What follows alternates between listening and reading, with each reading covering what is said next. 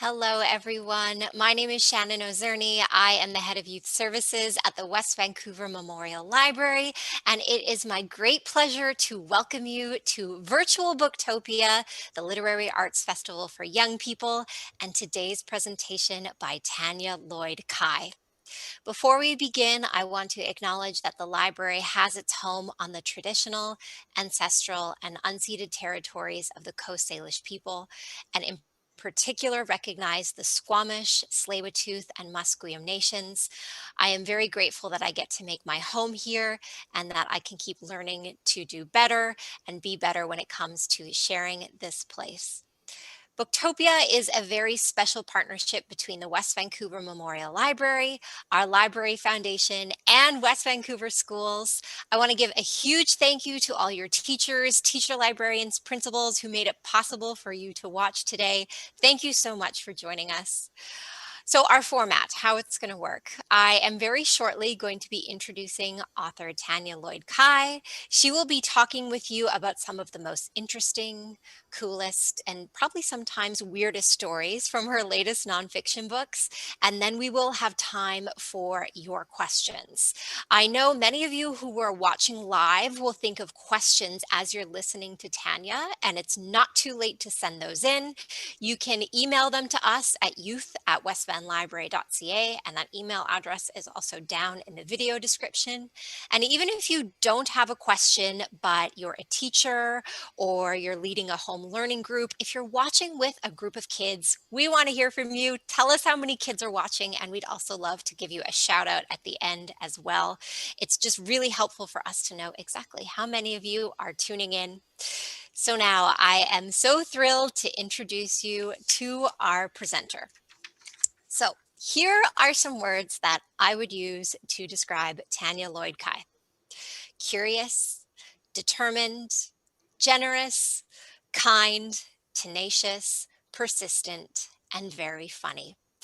This very unique combination is totally fitting for someone who writes both nonfiction, information books, and fiction novels for kids and teens. Tanya's job as a writer combines the work of a researcher, a journalist, a teacher, a TED talker, a stand-up comedian, and sometimes even a therapist. I think she will really open up your eyes to a whole new side of what an author can do and all the different things they can choose to write.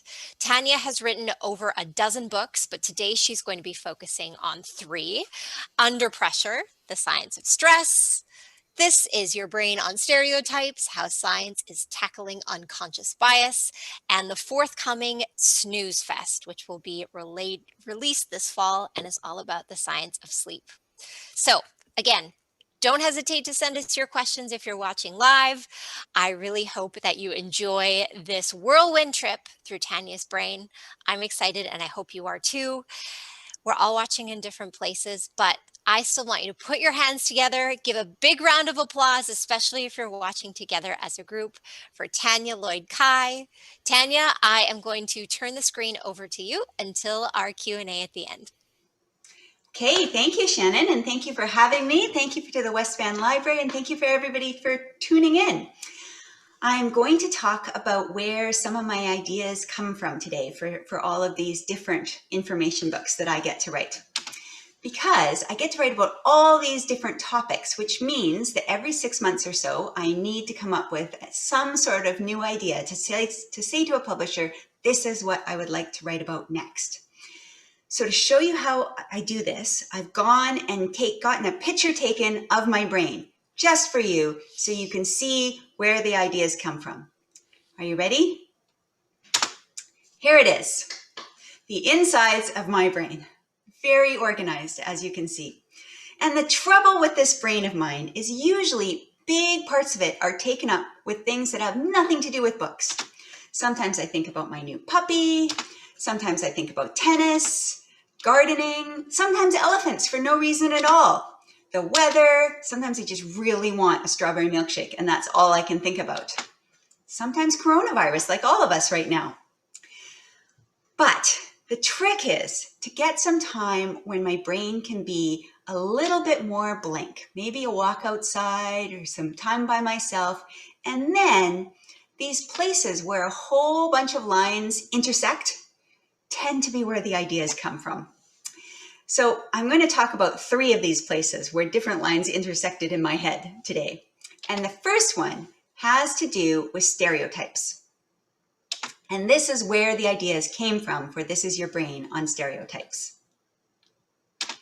So here's my husband and my son. My husband, Min, was born in Burma. So he's brown, as you can see. And a couple years ago, I had just listened to a podcast about the ways that our brains categorize things and people without us necessarily realizing it. So I had this podcast in the back of my head. And then Min gets invited to Edmonton to give a keynote talk at a conference. Now, the keynote speaker at the conference is kind of the most important guy there. He gets to really rile everybody up and get them all excited. And Min is a very outgoing, funny guy, so he's really good at this. And he flies into Edmonton the night before, and he checks into the hotel, and he asks, can I borrow the key and I'll just go look at the conference room? And he goes and looks at where the people will be sitting the next day and where he'll be speaking at the microphone. And then, while he's in there, in rushes a woman from the conference room next door, and she says, oh, thank goodness you're here. We have been waiting forever to get the heat turned up. And as I said, Min is a very outgoing and funny guy. So he said, do you think I'm the janitor because I'm brown? And of course, that's what she did think. And she was so embarrassed. And she, of course, hadn't meant to make those conclusions, but her mind had seen Min and put him in a certain category without her necessarily meaning to do it. In her mind, there was some sort of pictures that looked like this, where there was a brown guy who was a janitor and a white guy who was a keynote speaker. And she apologized. She was horribly embarrassed. She didn't do this on purpose. But when Min told me this story, I thought, oh, that's just like the podcast I was just listening to. Those are categories in our minds. Categories that trick us sometimes and make for embarrassing situations where we assume things that we should never have assumed. Now, I'm going to give you some categories, and you, wherever you are, call out whether that the picture I show you is a breakfast food, a lunch food, or a dinner. So call out breakfast, lunch, or dinner. Are you ready? Breakfast. Could be lunch. I'm going to call that dinner. Lunch. Definitely lunch. Definitely breakfast. Dinner? Okay, one more set. Dinner? Lunch? Wait a second. So we have all these categories in our heads. We have, when we open the cupboard of our kitchen, we know right away which foods we're going to think about for breakfast and which foods we're going to think about for lunch. And when we see an umbrella, we know that it is not in the food category at all. So we have to have these categories in our heads. Otherwise, we would be very confused about what to eat, and we would end up chewing on outdoor gear. So we need categories, and they're good for things like food, and they're great for outdoor gear, but they're not very useful when we start applying them to people we don't know. So one of the interesting stories I read as I was preparing for this book was about a test called the IAT, the Implicit Association Test. And implicit here means memories we use without thinking about them. So it means things like we know what an umbrella is without thinking about it because it's somewhere back in our brain. That's an implicit memory. So this is an implicit association test. And it was developed by a team who worked with a scientist named Anthony Greenwald. And then a woman named Mahzarine Banji came to work on it. And they said, here, take one of these tests, try it out. All you have to do is take the words that have to do with work and put them with the word man. And take all the words that have nothing to do with work and put them with the word woman. So she thought, okay, I can do this. So she went through and she put business and work and wealth with man. And she put babies and athlete and cooking and fashion and nurture with woman. And then they said, okay, great. We've written down your times. And now we're going to time you again. Do it the same way except backwards. So put all the words that have to do with work with the word woman. So she went through and she put business and work and wealth with woman and all the other ones with man. And they said, okay, here's your time. And it was slower. It took her longer. Now she had a lot more words to sort through than I have here, but it took her longer to put the work words with woman than it did for her to put the work words with man. And they said, that's because your brain naturally associates work with men. And she said, well, that's ridiculous. I'm a professor. I've been working my whole life. Of course I associate women with work. And they said, it's not really something that you do consciously. It's something that all of our brains do because they have these categories buried in them. And they said the same thing happens with black and white. So they have given this test to millions of people all over the world. And they have said, put the positive words with the word white. And so people go through and they put party, awards, rich, success with the word white. And then they say, okay, now put the positive words with the word black. And they go through and put party, awards, rich, success with the word black. And it takes them longer to put positive words with black. It even takes black people longer to put positive words with black, because somewhere in the backs of our minds, we have this category that says white is positive and black is negative. And it's so hard for us to fight against those categories, partly because they're in advertising and shows and things we read. They're all around us and we absorb them whether or not we want to. And that leads to all sorts of crazy stuff happening. For example, when scientists ask boys and girls in preschool, hey, are girls smarter or boys smarter?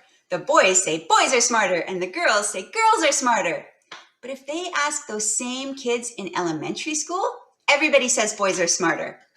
What? And if you ever watch a show on TV like Dragon's Den or Shark Tank, business ideas pitched by men are likely to get more investors and more money than business ideas pitched by women. And if the men are good looking, they get even more money. So that's not fair. Female politicians get interviewed less in newspapers and magazines than men, and men are given more time to speak on TV when they're running for office. And if you look at the sports section of a newspaper, only 3% of stories feature female athletes. So there's all these things going on all around us that just aren't fair, that have to do with stereotypes, have to do with those categories in our brains. Now, the best part of researching this book was I got to find some ways that we can actually change our brains.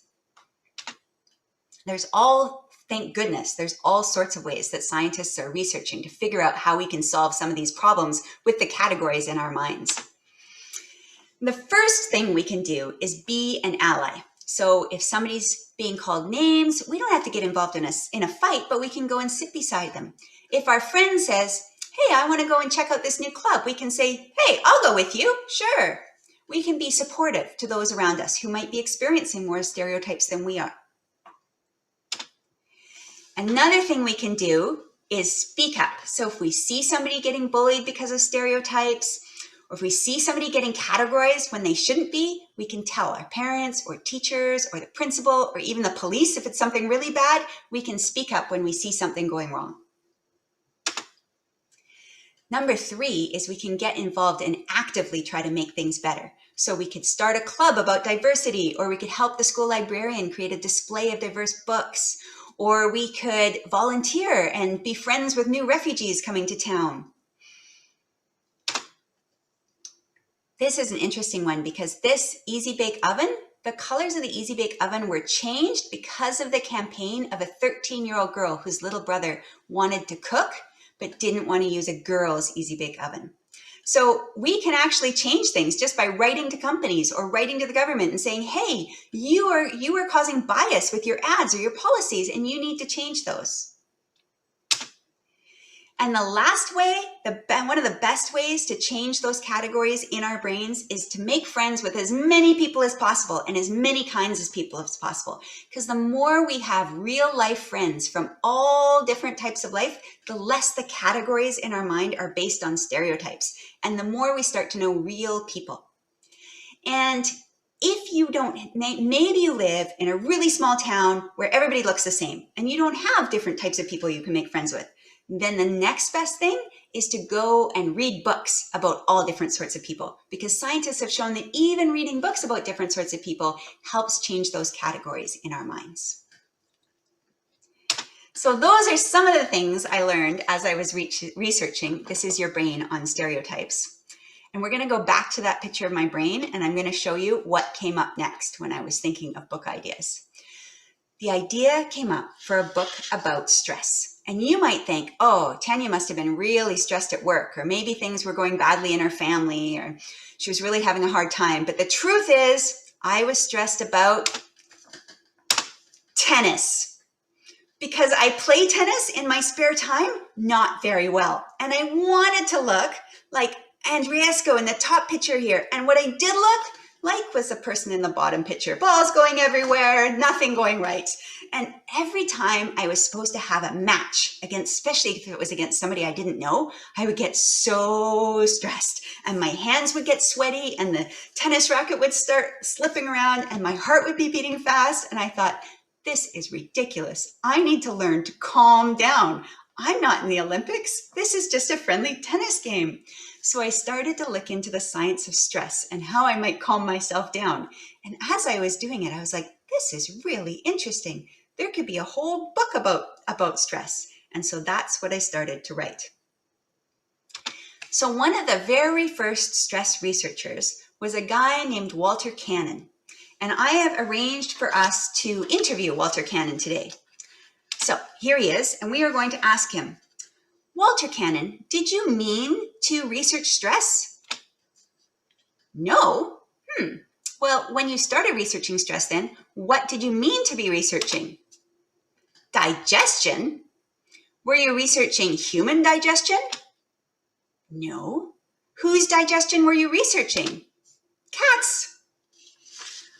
Walter Cannon was researching the digestive processes of cats, and he had a cat in the X-ray machine. And so he's watching food go through the cat's body when all of a sudden there was a loud noise. Somebody slammed a door in the lab or something. And he noticed that all the cat's systems stopped.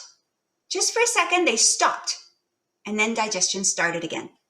And so he thought, well, that was very strange. So he had someone try it again, like crash something. And yep, all the cat systems stopped. And so Walter abandoned his research on digestion and he started trying to figure out what was going on in the cat's body.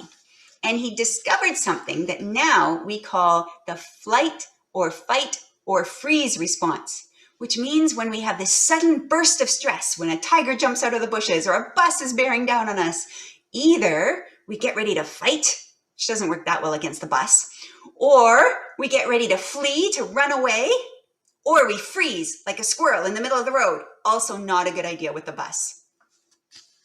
So he discovered this. And once he did, all sorts of researchers got interested in stress and started investigating how it works in our bodies.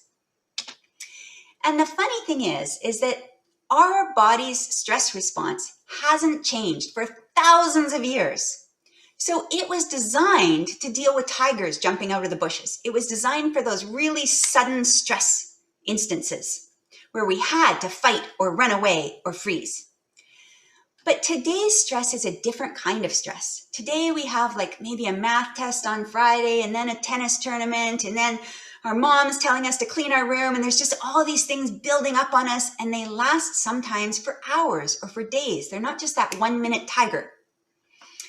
But our body only has that one response. Our body only has that adrenaline rush in our bodies and our heart rate goes faster and our muscles get ready to fight.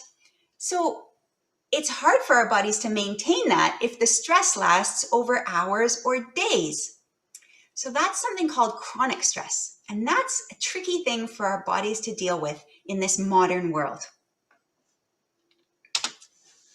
Now, scientists have found 4 things they think are very stressful to people. And they say that's nuts. N is for novelty. So we find new things stressful. U is for unpredictability. So if we can't control we can't predict what's about to happen, that's stressful. T is a threat to the ego. That means if we feel like we're about to be embarrassed, if you're about to get pushed on stage and you have to sing, that's stressful. And S is a sense of control. Let's say you're locked in your car with your big sister who's just learning to drive. That can be stressful. So those are things in our everyday lives that can cause our heart to race. Fortunately, there's a few things that work against stress. So if you can feel in control, if one day you can drive your own car, it's less stressful. If you feel really confident about something, if you feel like I've been taking singing lessons for years, I've totally got this when you walk on stage, way less stressful. And if you have goals and you know what you're trying to do and you know that, okay, it might be stressful, but I'm getting to this one exact place, that helps.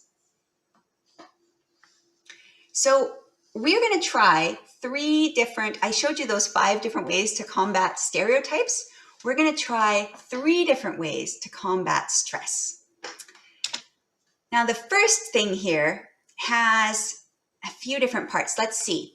If your last name goes from A to F, then what you are going to do is sit very quietly and think to yourself, I am calm, I am calm, I am calm. So you sit there and think about that. If your last name starts with G to P, then what you're going to do is like make big muscles or sit like a really powerful athlete. And you're going to think, I am so powerful.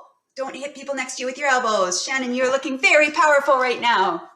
And if your last name is something beyond P, then you're going to think, I'm so excited. I can't wait. I'm so excited.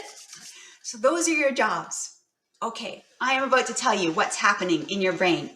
Now, those of you doing the big powerful poses, some science says that if you do a power pose for 2 minutes, then all the stress hormones in your body will drop and all the high performance hormones in your body will go up. And if you're going into a sports match or a big exam or a job interview, you are going to do better. Now, some scientists have found that to be true, and other scientists have tried to repeat the same experiments, and they haven't been able to get the same results. So the jury's out on that one, but you can try it and see if it works for you. That is called power posing.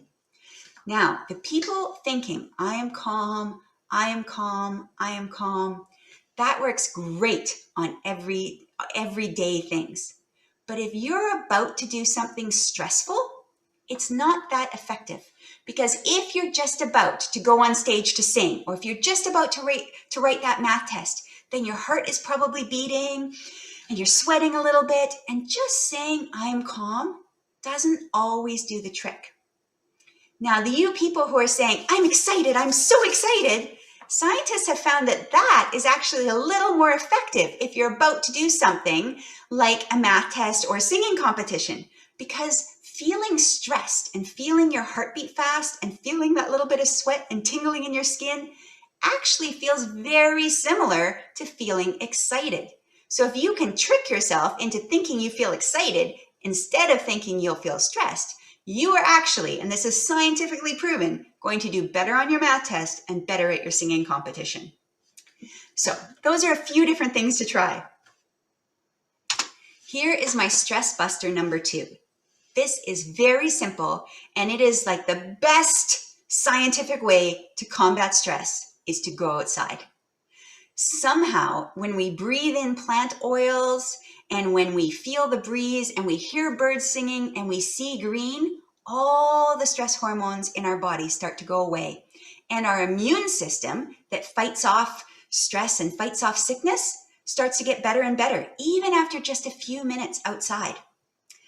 They've done research showing this all over the world. The research started in Japan, but now scientists have done the same experiments everywhere and found it's totally true. And let's say you don't have time to go outside, even looking at pictures of nature helps your stress hormones in your body go down. So even when you've been sitting here looking at a picture of the woods and a picture of a bird, you feel a little less stressed maybe. So that's stress buster number 2. Stress buster number 3 is to breathe. Because here's a funny thing. Breathing is one of the only things that we can do without thinking about it at all, and we can do differently when we're thinking about it. We can do other things without thinking about it all. We can digest a chocolate chip cookie without thinking about it. We can have our heart rates beat faster without thinking about it. But we can't change those things by thinking. We can't say, hey, digest that cookie faster. It doesn't work. But we can say, hey, breathe more slowly. And when we tell ourselves to breathe more slowly and more calmly, it calms that stress down as well. So I have a little 20-second timer here. Let's try breathing slowly.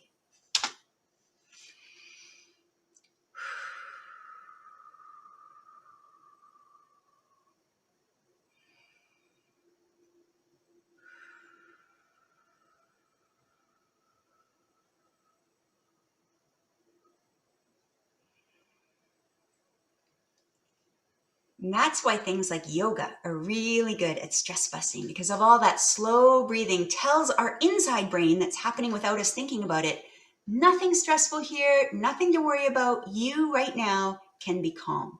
So those were 3 of the most interesting ways I found that there was research about to combat stress in our bodies. So that is where my ideas came from for under pressure. And I'm going to talk to you about one last thing, and you will be the first people ever to see this cover I'm about to show you and to hear about this book, because it's not coming out until the fall, but it is my newest book, and it's called Snooze Fest: The Surprising Science of Sleep. And you might be able to guess where I got the idea for this book, because I got it about 4 a.m. while I was laying wide awake and thinking, why am I not sleeping? Why can't I sleep? Why do I have bad dreams? Why do I wake up at 4 a.m. when it's not morning yet? Why is my son sleepwalking? Why do people talk in their sleeps? I found at 4 a.m. I had all sorts of different questions about sleeping. And it turns out that our brains, when we're sleeping, are doing really interesting things. It also turns out that the scientists who researched sleep, were the first ones to research sleep, were very strange people. Some of them researched sleep by going deep into caves where there was no light and dark, and living there for weeks so they could see if their body would stay on the same sleep-wake cycle. And you'll see here the scientist has his bed in buckets of water, and that's because he was so far back in the cave that centipedes started climbing into his bed. Another scientist was so obsessed with how and why people sleep that he started watching his newborn baby sleep and taking pictures and videos of her sleeping, which I think is creepy. And then there's the scientists who study the sleep habits of hedgehogs and bumblebees. All sorts of interesting scientists that I could write about in my book. And as I researched sleep, I learned that we have all these neurons in our brains, these nerve cells.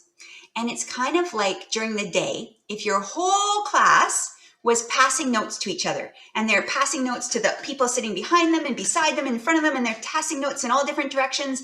And of course, a whole class can't do something like this quietly. So they're burbling and yelling and talking as they're doing this, and it's loud and it's crazy. That's our brains during the day. And if you watch a brain scan of people when they're awake, they have all these little waves doing this as all those notes get passed. But at night, it's like everybody is still passing notes, but very slowly, and they're all passing them in the same direction. So at night, our brain waves are these big, slow waves, because our brains are all, the nerve cells in our brains are all working together to sort and file the information that we've learned during the day.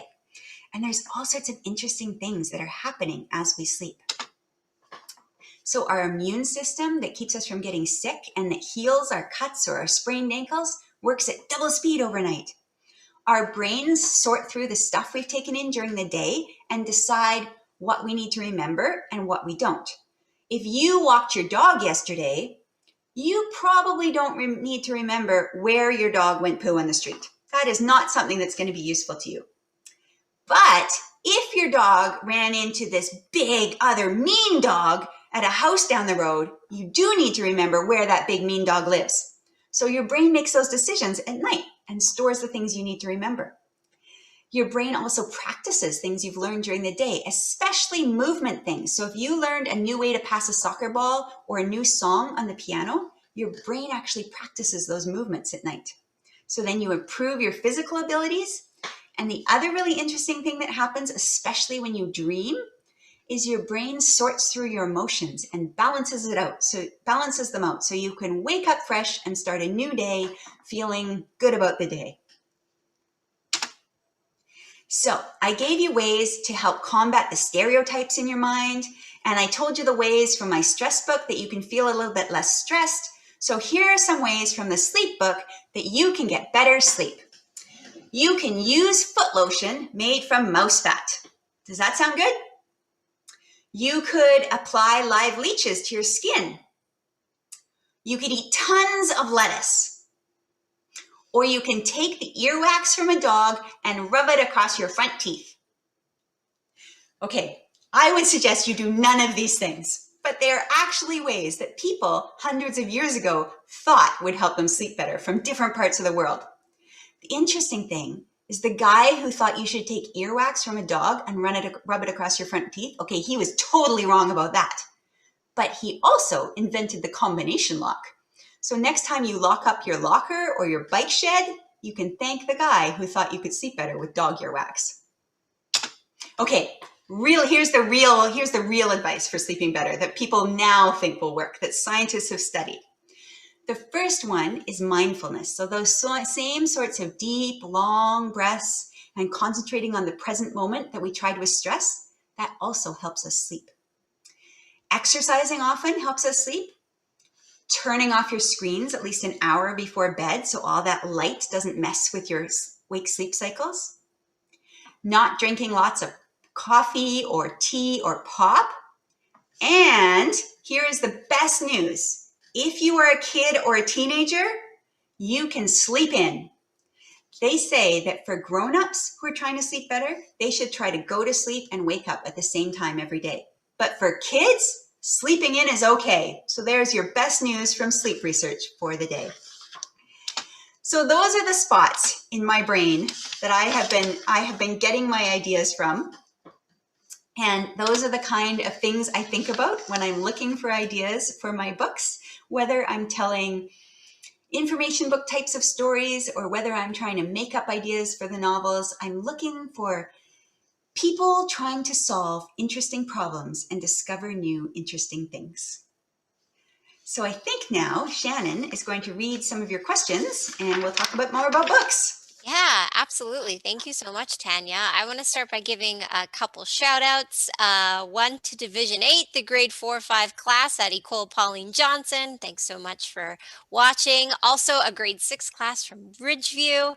You can still send us an email if you're watching for a shout out, or you can still sneak in your questions, youth@westbendlibrary.ca. That email address is below. I feel a bit like a DJ, like a radio, a radio DJ taking requests, and it feels great.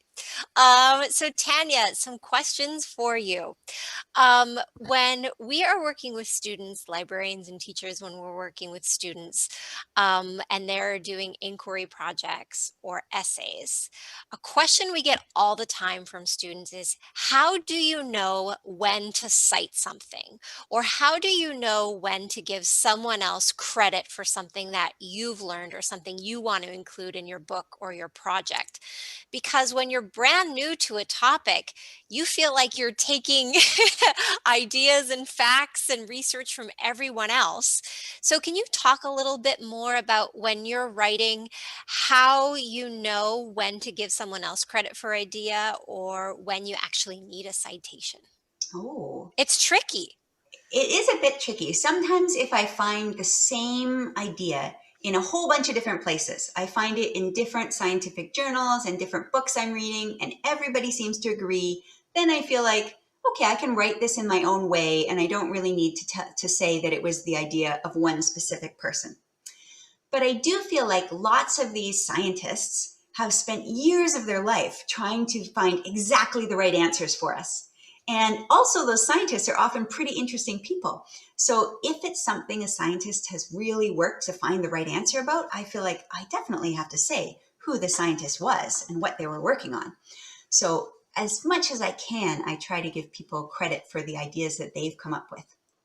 I also noticed too in your books, something that you're able to do also because you write fiction is you're able to kind of put yourself in someone else's shoes. So if you're talking about somebody um, getting blood taken, you can kind of write about how that person might feel nervous or might feel squeamish. And that's not something you have to go and get a citation for because you're sort of it's the more imaginative part of nonfiction. That is totally true, yes. Yeah. Although, as far as getting squeamish when getting blood taken, I may or may not have to imagine that. They may have been real. I have a question from Owen at Ecole Pauline Johnson. Which one of your books is your favorite? Oh, my very favorite book is, oh, it's on the screen there. When the Worst Happens, and it's all stories of survival. And I love it because, first of all, survival stories are automatically exciting. There's somebody's in a really scary situation and they're obsessed with getting out of the situation. So automatically I have a really exciting story to tell. But also, I'm a little bit of a paranoid person. So I'm the one who listens really carefully on an airplane when they give the safety demonstration. And I always look to see where they store the life jackets on BC ferries. Like, I'm very paranoid. And after writing that book and writing all these survival stories and looking at all the scientific research into why some people survive and maybe some people don't, I felt like, hey, I could actually do this. There's survival strategies I could use. I have to like take action, and I have to look after my basic survival skills, and I have to work well with the people around me. So I felt like it might help me survive a desperate situation in the future, which hasn't happened yet, thank goodness. A question from Evelyn at Eagle Harbor. And also, I want to give a shout out to Eagle Harbor grade 4 or 5 class. I bet that's Mr. Price's class. If it is, hi to you. If it's not Mr. Price's class, just as big of a hello. But Evelyn from that Eagle Harbor grade 4 or 5 class is wondering, how do we get schools to start later so we can sleep in? Oh, What could kids do? Can kids do anything? you're not alone. There are big campaigns to make that happen, especially in the United States, where their schools start even earlier than ours do. But yeah, you can write a letter to your school board and tell them, do some research into the science, and then write a letter to your school board explaining the science. Yeah, and your book is coming out this fall, Snooze Fest. People can see a picture of it up on the screen, but there's lots of other sleep research in the meantime if they can't wait till September to check out. And absolutely, writing to your school board is a really good first step. A question from Mia at Pauline Johnson School. What do you do if you have tried everything on your sleep list and it doesn't help you? People who are still struggling with sleep. And I know you're obviously not a sleep expert or a sleep doctor, but um, are there things that or people that students could maybe talk to about that? Well, yeah, thankfully there are sleep doctors, and I worked with one on the book. So thankfully, if you've tried everything and it's just not working for you, you can go to your doctor and you can say, I really want to see a sleep doctor, and they'll send you to somebody who is specialist in sleep. And they're actually very, very successful, those sleep doctors. So that's the answer to those ones, is go see somebody who is more of an expert than I am. Some other questions we have here. It seems like now more than ever, people can get really heated and really angry with one another when they're discussing facts and science. And I'm wondering if that's made your job as a nonfiction writer harder than it was 10 or 15 years ago. I don't know if it's made it harder, but I do think that that's the reason nonfiction is important. And I think in lots of my books, like Eyes and Spies, for example, was on privacy and surveillance. So in lots of places, I would say, this is the argument of the people who are on the side of privacy. They think that it's really important to protect this information about ourselves. This is the argument of the people on the side of surveillance. They think it's really important to catch criminals. And I present those arguments, and I don't necessarily give my readers all the answers. I give them research on both sides, and then I let people talk about it and decide. And I think that process of seeing the facts on both sides and sorting them out for yourself and talking to your friends about them is a process that we should all get a little bit better at. so that we can Hmm. talk about things like viruses and what to do about them without getting so angry with each other. Yeah, absolutely. And that's a really good point that you do that a lot in your writing. You're not just telling kids you should think this or these are the facts that you should understand. You're looking at all different sides and sort of empowering us and giving us the tools to make our own decision. Hmm. So, we may have some viewers who are like me and they get very shy and nervous when they have to do something like call for a hair appointment or call the library to see if they have a book. And I'm wondering, when you're doing research, how do you get in touch with experts? And do you ever get nervous reaching out to these people for help or guidance? I used to get super nervous when I had to phone them because I don't like phoning people either. But now we have this wonderful technology called email. And I it's believe it uses the internet. I'm not yes, totally right? sure, but And people are so generous, I found. Especially if I've already read their research, so that I'm not asking them a dumb question I could have found elsewhere. But if I've read their research and I say, I'm writing this book for kids and I'm trying to explain this concept, and this is what you've said about it, but I'm still wondering A, B, and C, or if I said this, would I be right? Then people are very, very generous about emailing back and telling me, giving me more information. And they're also usually excited to hear that kids might be reading their research and kids might change the way they live or change the world around them because of their research. So it's kind of, I think, exciting for the scientists too. yeah.